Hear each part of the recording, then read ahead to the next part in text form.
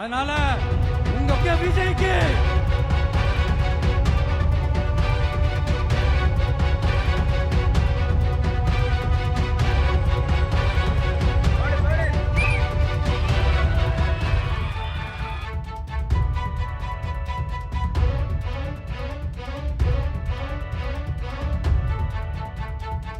Vijay went to meet the governor again and got sent back again.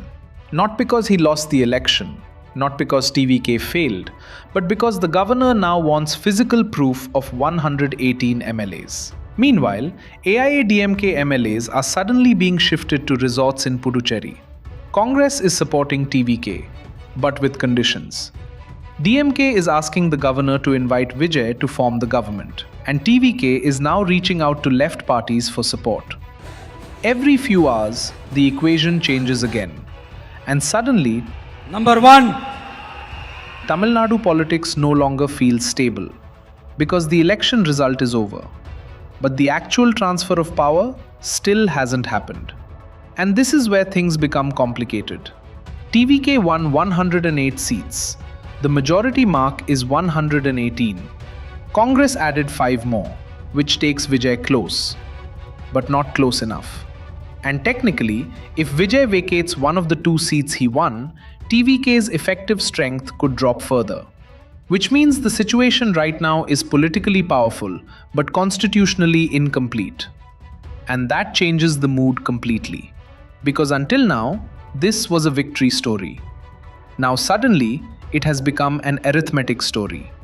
Signatures, support letters, floor test calculations, coalition negotiations. The emotional mandate exists. The constitutional mandate still doesn't. And that gap is where the chaos has started. And this is the part that makes the situation genuinely fascinating. Because nobody seems to be reacting ideologically anymore. Everyone is reacting strategically.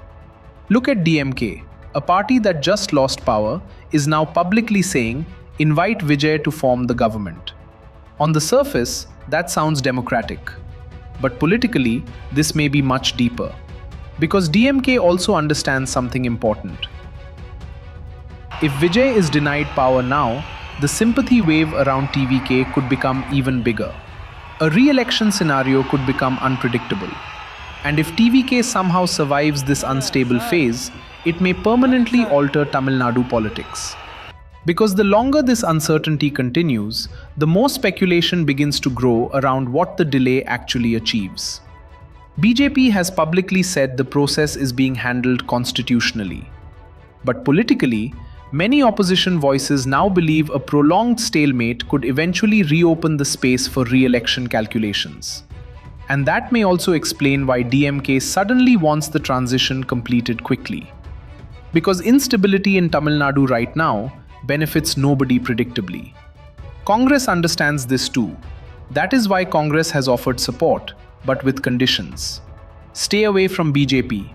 Stay away from communal forces.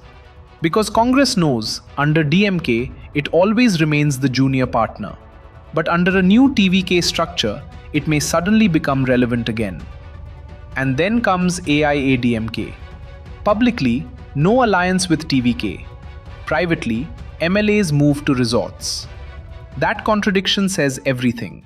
Because resort politics in India usually means one thing. Someone is afraid their numbers may not hold. And maybe that is the real story here. Not just who forms the government, but how unstable the system suddenly looks after this result. Because for decades, Tamil Nadu politics operated on predictable transfers of power. DMK, AIADMK, DMK again, AIADMK again. The structure itself felt stable. Now suddenly, everything looks fluid.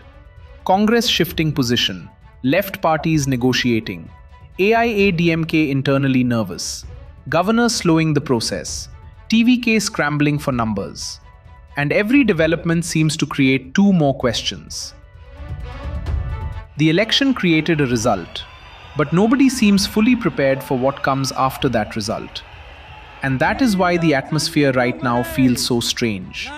Because this no longer feels like routine government formation. It feels like an entire political structure trying to reorganize itself in real time. And maybe the most important thing to understand is this. The election was only phase 1. The real battle begins now. Because from this point onwards, the question is no longer who won Tamil Nadu. The question is who controls what Tamil Nadu politics becomes after this. Can Vijay actually build a stable governing structure around TVK? Can he survive coalition pressure this early? Can old Dravidian parties stop TVK from becoming permanent? And if they can't, does Tamil Nadu slowly enter a completely new political era? Because right now, nobody seems fully in control. Not the parties, not the alliances, not even the political narrative anymore. And every hour this uncertainty continues, Tamil Nadu politics becomes harder to predict.